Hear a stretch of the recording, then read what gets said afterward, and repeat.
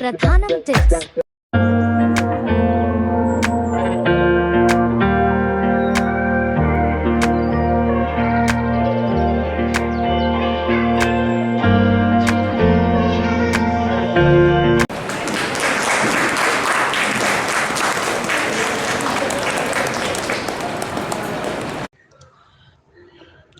அனைவருக்கும் என் அன்பான வணக்கம்.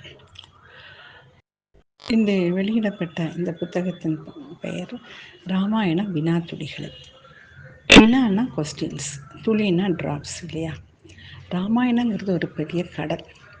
அதில் நிறைய விஷயங்கள் இருக்குது, நிறைய கேள்விகளும் விடைகளும் இருக்குது. அதில் நான் கொஞ்சம் வினா எடுத்ததுனால அதை வினாத்துளிகள்னு சொல்லி நான் பெயர் போட்டேன். இந்த ராமாயணத்தை முதல்ல எழுதினது வால்மீகி முனிவர், சமஸ்கிருதத்தில் எழுதினார். அந்த கதை எல்லாருக்கும் ரொம்ப பிடிச்சி, ராமன் ஒரு தன்னேறில்லா தலைவன், ஏகபத்தினி விரதன், நிறைய அறக்கருத்துக்கள் இருக்கிறதுனால மக்கள் அதை ஏற்றுக்கொண்டார்கள். இந்தியாவில் பல பாகங்களிலும் அது பரவியது, நம்ம தமிழ்நாட்டிலையும் அது பரவியது. எல்லா இடங்கள்லையும் தெருக்கூத்தாகவும் நாடகமாகவும் கதைப்பாட்டாகவும் ராமாயணம் படிக்கப்பட்டது. அப்படி மக்கள் மனசில் ராமாயணங்கிற கதை நல்ல வேரூன்றி விட்டது. ஒரு 12ஆம் நூற்றாண்டில் கம்பர் இந்த ராமாயணத்தை தமிழில் எழுதினார், கம்பராமாயணம் என்று கூறப்பட்டது. ராமாயணத்தை பலர் எழுதியிருக்காங்க, சிறிய அளவிலும் சுருக்கமாகவும் பெரிய அளவிலும் எழுதியிருக்காங்க. சமஸ்கிருதத்தில் 24,000 ஸ்லோகங்கள் உண்டு. கம்பராமாயணத்தில் 10,000 பாடல்கள் இருக்கின்றன. இந்த ராமன் கதை எல்லோருக்கும் ஏன் பிடிச்சதுன்னா, அந்த காலத்தில் கொலை, களவு, கொடுமைகள் பல நடந்துட்டுருக்க காலகட்டத்தில் இப்படி ஒரு நீதி கருத்துக்களை கூறக்கூடிய ஒரு கதையை மக்கள் மத்தியில் வரணும் அப்படிங்கிறதுனால தான் இது மக்கள் மத்தியில் கூறப்பட்டது. ராமன் விஷ்ணுவின் மனித அவதாரம். அந்த மனிதன் எப்படி சிறந்து விளங்குகிறான் அப்படின்னு தான் இந்த கதை விளக்குகிறது. ராமாயணத்தில் பல நல்ல அறக்கருத்துக்கள் சொல்லப்படுகின்றன. ஒரு தந்தை தனையன் பாசம், சகோதர பாசம், ஒரு பெண் எப்படி வாழ வேண்டும், இப்படி நிறைய விஷயங்கள் இருக்கின்றன.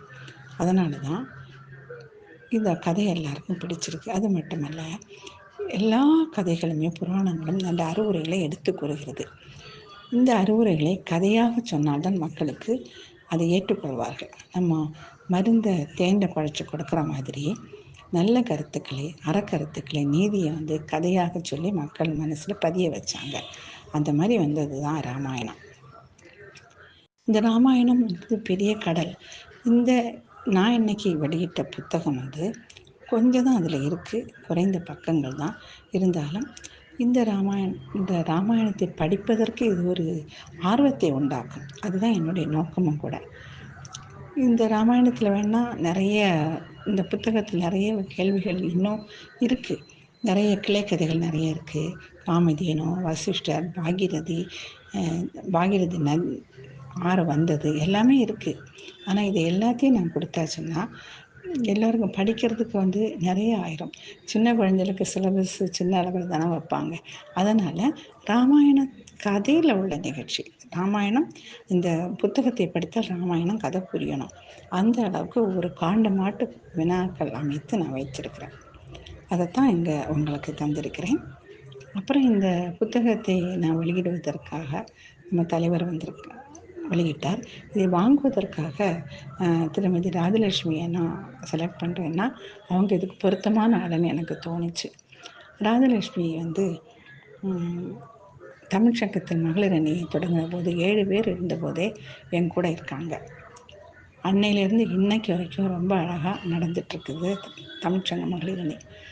7 பேராக இருந்தது. நான் தலைவியாக இருக்கும்போது 40-50 பேர் வந்தாங்க. இப்போ 100க்கு மேலே இருக்காங்க. காரணம் ராஜலட்சுமி தான். எல்லோரையும் ஃபோன் பண்ணி அவங்கள மெம்பராக சேருங்கன்னு சொல்லி சேர்த்து இப்போ நல்லா பண்ணிகிட்ருக்காங்க.